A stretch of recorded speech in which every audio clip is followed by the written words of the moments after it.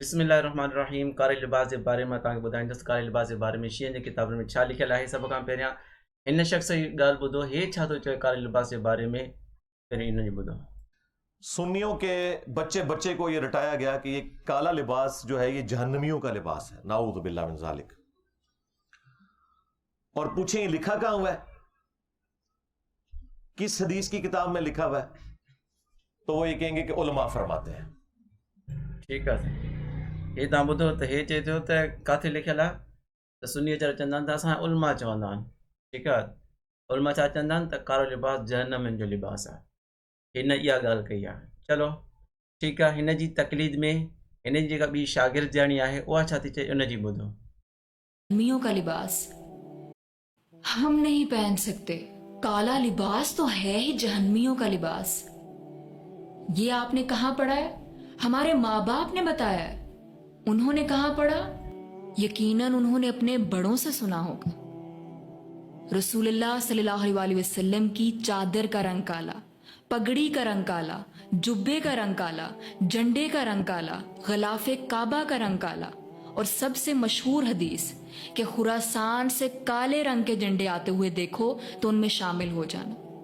काले रंग के झंडे, तो अब भी आप कहेंगे कि काला लिबास जहन्नमियों का लिबास है। काला रंग हमारे नबी पाक सल्लल्लाहु अलैहि वसल्लम को बहुत पसंद था। खुदारा बोलने से ठीकु आहे, हिन चयो त नबी सल्लल्लाहु अलैहि वसल्लम खे कारो लिबास बहुत पसंदि था। ठीकु आहे, इन खां पुछूं तूं ॿुधाए किथे लिखियलु आहे, वीचारी ॿुधाई न सघंदे। हे बि ईअं चवंदी उलमा फरमाते हैं। हुनजो उलमा केरु आहे? इंजीनियर मिर्ज़ा बाबू।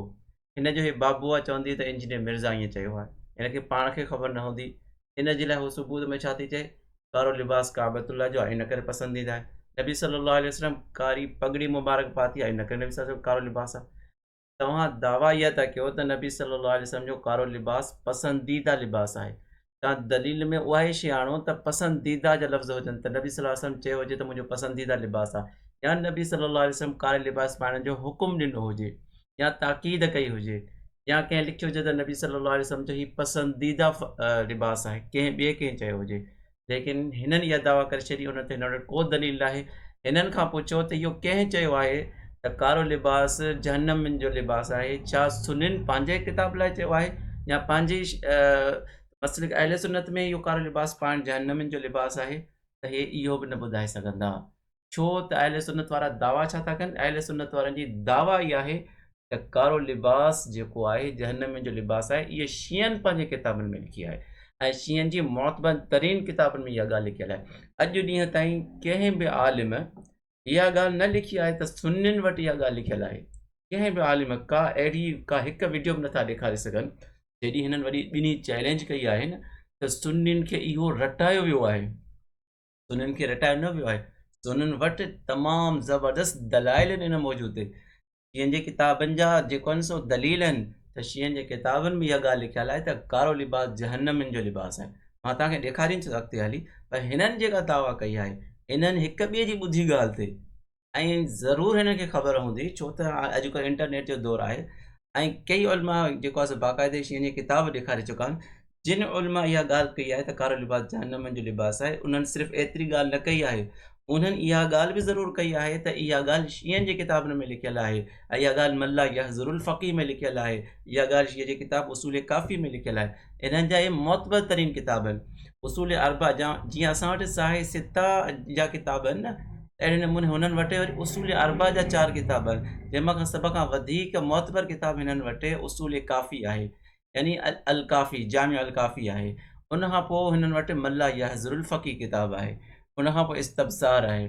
चलो अॻिते ॾिसूं था, मां तव्हांखे दलाइल ॾेखारियां थो त हिननि जे किताबनि में, शीयनि जे किताबनि में कारे लिबास जे बारे में छा लिखियलु आहे, ऐं हिननि शीयनि जी तरफ़दारी करे अहले सुन्नत ते इल्ज़ाम आहे त अहले सुन्नत वारा पंहिंजे लाइ चवनि था त कारो लिबास जहन्नमियुनि जो लिबास आहे, जॾहिं त सुन्नियुनि जे ॿार खे ख़बर आहे। चवंदा आहिनि सुन्नी को बच्चो को ये रटाया गया आहे। सुन्नियुनि जे ॿार खे इहा ख़बर आहे त इहा ॻाल्हि शीयनि जे किताबनि में लिखियलु आहे त कारो लिबास जहन्नमियुनि जो लिबास आहे। अहले सुन्नत वारा छो नथा पाइनि? छो त इन जे करे त शीयनि हींअर हिन वक़्तु पंहिंजे मज़हब जो शआर करे छॾियो आहे कारो लिबास, ऐं अहले सुन्नत वटि कंहिंसां मुशाबियत करणु जाइज़ न आहे। जेके बातिल फ़िरका आहिनि, इन करे असां अहल शियनि सां मुशाबियत जे करे पंहिंजे औलाद खे झलींदा आहियूं त कारो लिबास न पायो, ख़ासि करके इन्हनि ॾींहंनि में जंहिं ॾींहंनि में शिया पाईंदा आहिनि मुहर्रम जे ॾींहंनि में। उन खां अलावा कारो लिबास पाए सघिजे थो। असांजी पटका कारा हूंदा आहिनि, असांजो चादरियूं कारियूं हूंदियूं आहिनि। इन में कंहिं बि आलिम न झलियो आहे त कारो लिबास पाइण को मकरूह आहे अहले सुन्नत वटि, या को हराम आहे अहले सुन्नत वटि, या को जहन्नमिन जो लिबास आहे, या को फिरौन जो लिबास आहे। कंहिं लिखियो आहे, दिलि लिखियो आहे, पाइनि बि उहे था। ऐं इन्हनि जे इमाम मासूमनि वटां इहा कौल आहे। अचो ॾिसूं था, हे ॾिसो, सभ खां पहिरियां हीअ आहे हिननि जे मसाइल जो किताबु आहे, मसाइल शिया, जंहिंजो उर्दू तर्जुमो आहे वसाइल शिया। इन में लिखियलु आहे, ठीक है, इन में लिखा है तो इमाम जाफर सादिक अलैहिस्सलाम से रिवायत करते हैं कि आप अलैहिस्सलाम हर चीज़ में स्याह रंग को मकरूह जानते थे। यानी इमाम जाफर सादिक अलैहिस्सलाम भी कारे लिबास के मकरूह समझंदा हुआ, सवाइ टिन शयुनि जे, मोज़ा, अमामा, कसा यानी चादर। इन्हनि टिन खां अलावा इमाम साहब कारे लिबास के, कारे रंग के मकरूह समझंदा हुआ। अगते नोट में लिखल है तो यही रिवायत इन्हीं अल्फाज के साथ हज़रत रसूल खुदा सल्लल्लाहु अलैहि वसल्लम से भी मरवी है। यानी इहा साॻी ॻाल्हि नबी सल्लल्लाहु अलैहि वसल्लम जिन वटां बि मरवी आहे त कारो लिबास मकरूह लिबास आहे। ठीकु आहे, अॻिते हलूं था। हे उसूल काफ़ी में लिखियल आहे, उसूल काफ़ी अरबी वारी आहे, उन में इहा ॻाल्हि लिखियल आहे त नबी करीम सल्लल्लाहु अलैहि वसल्लम जब भी किसी से इस्लाम की बैत लेते थे तो गम की हालत में, नोट करियो यह ॻाल्हि, गम की हालत में काले कपड़े न पहनने की बैत ज़रूर लेते थे। ठीक है, यानी इन जो मतिलबु आहे त जेके इस्लाम खां पहिरियां मुशरिकीन मक्का गम जी हालत में कारो कपिड़ो पाइणु इहा पंहिंजो शार सम्झंदा हुया त कारो कपिड़ो माना गम जी अलामत आहे। पर नबी सल्लल्लाहु अलैहि वसल्लम जॾहिं दीन शरीयत अची वियो त पोयूं ॻाल्हियूं सभु नबी सल्लल्लाहु अलैहि वसल्लम ठुकराए छॾियूं, ख़तमु करे छॾियूं। त इन जे करे जेको इस्लाम में मुशरिकीन कलमो पढ़ी मुस्लमान थींदो हुयो त उन खां इहा बि बैत वरिती हूंदी हुई त गम जी हालत में कारो कपिड़ो न पाईंदो। इहा ॻाल्हि किथे लिखियलु आहे, इहा बि शीयनि जे मौतबर तरीन किताब अल काफ़ी में लिखियलु आहे। हे ॾिसो, जिब्राइल अलैहिस्सलाम स्याह रंग के कुआ पहन कर नबी सल्लल्लाहु अलैहि वसल्लम फरमाया कि काला लिबास बनी अब्बास की वजह है जो आपके औलाद के लिए अफसोस है। यानी बनु अब्बास अहल बैत से दुश्मनी करेंगे और उनकी पहचान काला लिबास है। हे तव्हां रोक ॾिसी सघो था। अॻिते हलो, वरी फुरूए काफ़ी में उर्दू में आए त इमाम साहब ने फरमाया स्याह काला लिबास मकरूह है। हे ॾिसो, इमाम रज़ा अलैहिस्सलाम से उन्होंने फरमाया स्याह मकरूह है सवाए मोज़े, इमामे और चादर के। त इमाम साहब इमाम जाफ़र साहब होॾां फरमायो, नबी सल्लल्लाहु अलैहि वसल्लम जे लाइ बि लिखियलु आहे त उन्हनि बि फरमाया मकरूह आहे। हाणे इमाम रज़ा अलैहिस्सलाम फरमाइनि था त इहो कारो लिबास मकरूह आहे। इहा बि इन्हनि जी अल काफ़ी में लिखियलु आहे। मल्ला यज़रुल फ़क़ीह में, हे ॾिसजो, मल्ला यज़रुल फ़क़ीह में लिखियलु आहे।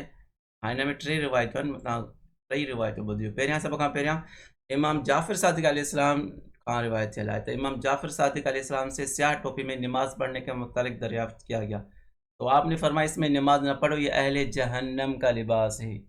वो चवन पिया न त कंहिं चयो आहे अहले जहन्नम जो लिबास आहे। सुननि जे ॿार खे खामखा इहा ॻाल्हि रटराई वई आहे, कूड़ी ॻाल्हि।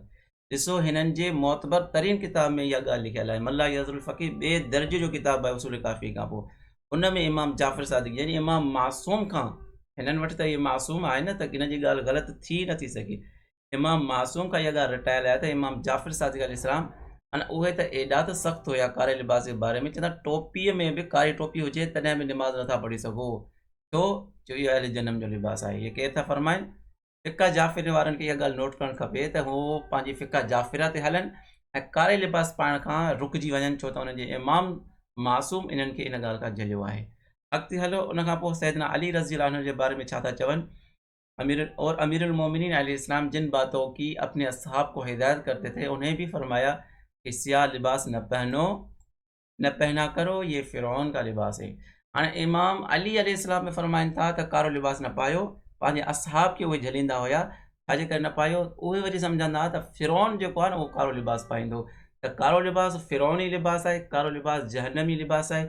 इहे इमाम मासूमनि जी ज़बानी आहे, अहले सुन्नत को बि नथो चवे। शीयनि जे किताबनि में लिखियलु आहे ऐं शीयनि जे किताबनि में के मौलवीअ के ज़ाकिर जी ॻाल्हि न आहे, बल्कि इमाम मासूमनि जी तरफ़ मनसूब थियल इहे ॻाल्हियूं आहिनि ऐं इन्हनि जे मोतबर तरीन किताबनि में इहे ॻाल्हियूं लिखियलु आहिनि। अॻिते अचो, अॻिते नबी सल्लल्लाहु अलैहि वसल्लम जिन लाइ लिखनि था त और रसूलुल्लाह सल्लल्लाहु अलैहि वसल्लम अमामा व मोज़ा और चादर, इन तीन के अलावा और दीगर तमाम स्याह लिबासों को मकरूह और नापसंदीदा समझते थे। यानी नबी सल्लल्लाहु अलैहि वसल्लम कारे लिबास के नापसंद समझंदा हुया। जेको नबी सल्लल्लाहु अलैहि वसल्लम जंहिं लिबास के नापसंद समझनि, सैदना अली रज़ी अल्लाह अन्हु जंहिं लिबास के फ़िरौन जो लिबास समझनि, इमाम जाफ़िर सादिक अलैहिस्सलाम जंहिं लिबास के जहन्नम जो लिबास समझनि, उन लिबास के हिकिड़े मज़हब पंहिंजो शार बणाए छॾियो आहे। उहो बि कहिड़ी हालत में, ग़म जी हालत में। अॻिते ॿुधाईंदुसि त ग़म जी हालत में मुशरिकीन मक्का कारो लिबास पाईंदा हुआ। नबी सल्लल्लाहु अलैहि वसल्लम त बेहत वठंदा हुआ इन ॻाल्हि ते त कारो लिबास ग़म जी हालत में न पाईंदो। अॻिते तव्हांखे ॾेखारियां थो मां, अॻिते अशियनि जी किताबुनि में ॾेखारींदुसि। हीअ ॾिसो रिवायतूं खोड़नि, तव्हां रुॻो ॾिसंदा हलिजो, मां त अॻिते कंदो थो वञा, जिते मूंखे पढ़णी हूंदी मां तव्हांखे ॿुधाईंदुसि। स्याह लिबास को मकरूह जानते, रसूलुल्लाह सल्लल्लाहु अलैहि वसल्लम अमामा मोज़ा चादर के अलावा स्याह लिबास को मकरूह जानते थे। इहो भी मल्ला में लिखियल है। वसाइल शिया में लिखियल है, सैयदना अली शरीफ खुद अपने साहब को काला लिबास पहनने से मना फरमाते थे। फरमाते थे काला लिबास फिरौन का लिबास है। पहिरियां बची चुको है, ॿीहर ॿिए किताब में बची चुको आहे। अच्छा, हे आहे उहा रिवायत जेका क़ुरान शरीफ़ जे तर्जुमे जे तफ़सीर में आहे। क़ुरान जी के आयत लिखियल आहे, उन जे तफ़सीर में शियनि लिखियो आहे। छा लिखियो अथनि मां तव्हांखे ॾेखारियां थो। उहा ई उसूल काफ़ी में जेका रिवायत मां तव्हांखे चयुमि त अरबीअ में लिखियल आहे, मां तव्हांखे अॻिते उर्दू में ॾेखारींदुसि। त हीअ उर्दू में अची वई। उर्दू में लिखियल आहे काफ़ी में, ही तफ़सीर वारो भी काफ़ी जो हवालो तो दे। काफ़ी में जनाब इमाम जाफ़िर सादिक से मनकूल है कि जब जनाब रसूल खुदा ने मक्का फ़तह किया तो मर्दों ने बेअत की, औरतें बेअत करने आई। ठीक है, छाते बेअत कई वो तव्हांखे ॿुधाए दो, वो अॻिते अचो। और उम्मुल हकम बिनते हारिस बिन हशाम जो अकरमा बिन अबी जहल के निकाह में थी, ये अर्ज़ की वो नेकी जिसके बारे में खुदा ताला ने हुक्म दिया है कि हम उस पर आपकी नाफरमानी न करें, वो क्या है? तो फरमाया, नबी सल्लल्लाहु अलैहि वसल्लम ने फरमाया, वो ये है तुम अपने रुखसारों पर तमाचे न मारो, अपने मुंह न नोचो, अपने बाल न खसूटो और अपने गिरेबान चाक न करो और अपने कपड़े काले न रंगो। यानी हम जी हालत में ॿुधायो वियो आहे त कहिड़ा कहिड़ा अमल तव्हांखे नाहिनि करणा, नापसंदीदा आहिनि। त छा करिणो आहे? पाण खे धकु न हणो, पंहिंजो गिरेबान न फाड़ियो। इहो कहिड़े हालत में थींदो आहे? ग़म जी हालत में। ऐं पंहिंजा वार न पटियो ऐं पंहिंजे कपिड़नि खे कारो न कयो और हाय वाय करके न रोओ। ऐं हाय हाय करे जेके रोअंदा आहिनि त हाय हाय करे बि नाहे रोअणो। यानी ज़िबान सां का अहिड़ी ॻाल्हि ग़म जी हालत में ज़िबान खे रोके रखिणो आहे। ज़िबान खां का नापसंदीदा ॻाल्हि वात मां नाहे कढणी, न वरी ज़ाहिरी तौर ते कारा कपिड़ा करणा आहिनि ग़म जी हालत में। त उसूल काफ़ी में हिननि इहा रिवायत पढ़ी करे ॾेखारी आहे त उसूल काफ़ी में इहा ॻाल्हि लिखियल आहे त ग़म जी हालत में कारो लिबास पाइणु नापसंदीदा आहे। इहो नबी सल्लल्लाहु अलैहि वसल्लम जी तरफ़ मनसूब करे इमाम जाफ़र सादिक फरमायो आहे। जेका जाफ़र वारा इन ॻाल्हि खे नोट कनि। अॻिते अचो, अॻिते बि वसाइल शिया में आहे कारा लिबास जहन्नम जो लिबास है। हलंदा अचो। अच्छा, हिन जी पोइ रिवायत में ॾिसजो, हिन में लिखा था इमाम जाफ़िर सादिक ने फरमाया कि मैं जानता हूँ कि काला लिबास अहले जहन्नम का लिबास है। रावी कहता है, जेको रावी आहे उहो थो चए, इमाम साहब जी ॻाल्हि आहे त एतिरी ॻाल्हि आहे त कारो लिबास जहन्नम जो लिबास आहे। वरी रावी छा थो चए? लेकिन इमाम साहब तकिया करके पहनते थे। हाणे इमाम साहब तकियो करे कारो लिबास पाईंदा हुया। तकियो चाहे तकियो आहे धोखो ॾियणु, ॿिए खे धोखो ॾियणु। हक़ीक़त में उहा शइ पाण में न हुजे पर ज़ाहिर कजे त इहा शइ मूं में आहे। ऐं सम्झंदा हुया त कारो लिबास जहन्नम जो लिबास आहे, लेकिन तकियो करे वरी बि कारो लिबास पाईंदा हुया, त माण्हुनि खे धोखो ॾींदा हुया। नाउज़ुबिल्लाह। इहा हिननि जी जेको असां मज़हब में तकियो करणु वॾी इबादत आहे। अॻिते अचो, हे उसूल काफ़ी में आहे उहा ई ॻाल्हि त इमाम साहब फरमाया काली टोपी में नमाज़ मत पढ़ो, वो दोज़ख का लिबास है। तव्हां ॾिसंदा हलो केॾनि किताबनि में इहा ॻाल्हि लिखियल आहे, हिकु ॿिनि किताबनि में न आहे। एॾनि किताबनि में इहा ॻाल्हि लिखियल आहे त कारो लिबास जहन्नम जो लिबास आहे, कारो लिबास फ़िरौन जो लिबास आहे ऐं मकरूह आहे। इन्हनि जी जेके वॾनि वॾनि आलिमनि ज़ाकिरनि बि बल्कि ख़ुमैनीअ ताईं लिखियो आहे कारो लिबास, माना पंहिंजे जेके मसाइल जी किताबनि में लिखियो अथनि त कारो लिबास पाइणु जेको आहे सो मकरूह आहे। उहो वक़्तु ईंदो तव्हांखे ॾेखारियां थो। ठीकु आहे। अच्छा, हीअ बि कि शीह मौलवी जी फ़तवा आहे त कारो लिबास पाइणु मकरूह आहे। ठीकु आहे। हे ख़ुमैनी जी फ़तवा आहे त कारो लिबास पाइणु मकरूह आहे। हे तहज़ीबुल इस्लाम में बि लिखियल आहे मुल्ला बाकर मजलिसी का, उनजी फतवा है त कारो लिबास हर हाल में पहनना सख्त मकरूह है। और आगे लिखा है कि हुजूर सल्लल्लाहु अलैहि वसल्लम सफ़ेद रंग के कपड़ा पहनने का हुक्म दिया है। यानी नबी सल्लल्लाहु अलैहि वसल्लम जेको हुक्म ॾिनो आहे वो कारे लिबास जो न आहे, उन खां त झलियल आहे, उनखे नापसंदीदा चयो वियो आहे, बल्कि अच्छे रंग जा कपड़ा पाइण जो नबी सल्लल्लाहु अलैहि वसल्लम हुक्म ॾिनो आहे। अच्छा, और इमाम जाफ़र सादिक़ से रवायत है कि सैयदना अली अक्सर औक़ात सफ़ेद कपड़ा पहना करते थे। सैयदना अली जी यह सुन्नत आहे त सफ़ेद कपिड़ो पाइण, त नबी सल्लल्लाहु अलैहि वसल्लम भी सफ़ेद कपड़े खे पसंद कंदा हुआ पाइण, ऐं सैयदना अली त हर वक़्तु सफ़ेद कपिड़ा ई पाईंदा हुआ। त इन करे कारो लिबास जी मकरूह हुजणु लिखियो वियो आहे, नापसंदीदा हुजणु लिखियो वियो आहे, जहन्नमिन जो फ़िरौन जो लिबास जेको लिखियो वियो आहे। लेकिन सफ़ेद कपिड़े खे नबी सल्लल्लाहु अलैहि वसल्लम भी पसंदि कंदा हुआ, सफ़ेद कपिड़े खे सैयदना अली भी पसंदि कंदा हुआ। त होॾे हुननि जी ॻाल्हि उहा ग़लति साबित थी जिन चयो आहे त कारो लिबास नबी सल्लल्लाहु अलैहि वसल्लम जो पसंदीदा लिबास हो। न, नबी सल्लल्लाहु अलैहि वसल्लम जिन जो पसंदीदा अगरि को लिबास हुयो त उहो अच्छे रंग जो कलर हो, अच्छो कलर, अच्छो कपिड़ो जेको आहे सो नबी सल्लल्लाहु अलैहि वसल्लम जिन जो पसंदीदा कलर हूंदो हुयो। सेस्तानी जेको हिन जो वॾो आलिम आहे इराक़ में, उन बि इहो लिखियो आहे त कारो लिबास पाइण मकरूह आहे। त इहा हिननि जी फतवा बि अची वई, सिंधीअ में बि अची वई। त सेस्तानी पंहिंजे इन्हनि सिंधीअ में तर्जुमा करे सेस्तानी जेको लिखियो आहे त कहिड़ियूं शयूं मकरूह आहिनि, लिखे थो कारो लिबास पाइण बि मकरूह आहे।